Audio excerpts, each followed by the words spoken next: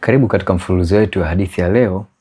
Leo hii nitakusomea hadithi kutoka mojawapo ya mkusanyo wa Sahih Bukhari, hadithi namba 402. Hadithi hii inapatikana pia katika vitabu vya mkusanyiko wa Sahih Bukhari, kitabu cha 8, hadithi namba 53. Na hii imepokelewa na Umar al-Khattab. Imepokelewa na Umar al-Khattab, nasema, Mola wangu mlezi aliafikiana nami katika mambo matatu. Huyu ni Umar anasema. Nikasema, ewe mtume Mwenyezi Mungu, laiti tungeshika kituo cha Ibrahimu kuwa mahali petu pa kusalia. Basi ukaja wahi wa Mwenyezi Mungu unaosema, nafanyeni kituo cha Ibrahimu kuwa mahali pa kusalia. Hakimaanisha kwamba ni aya ya 125 ya ile sura ya pili.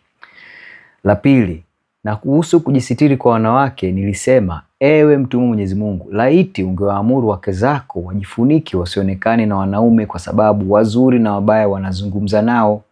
Basi kateremka aya kujisitiri wanawake, akimaanisha aya ya sura ya 53 na 59 ya sura ile ya 33.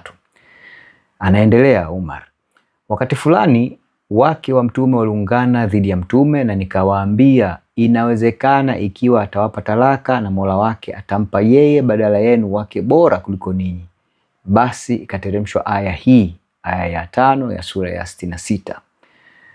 Na maanisha nini katika hadithi hii? Hadithi hii inaonyesha wazi kwamba huyu Umar al-Khattab ndiyo alileta mawazo ya kuteremka hizi aya zisizopungua 3 za Qur'ani. Aya ya 125 ya sura ya pili, aya ya 53 na 59 ya sura 33 na aya ya 5 ya sura 66.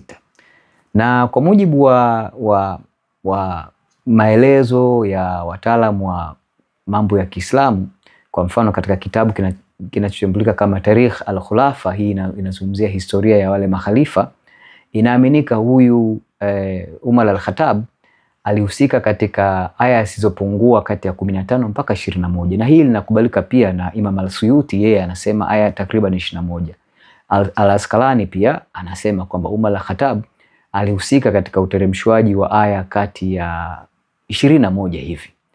Maana yake nini? Ndugu yangu Muislamu, kitabu cha Qur'an si kitabu cha Mungu, ni kitabu cha kibinadamu, na inaonekana wazi kabisa baadhi ya aya zimetokana na shinikizo au mawazo ya Umar al-Khattab, mtu aliyekuwa karibu sana na huyu Muhammad.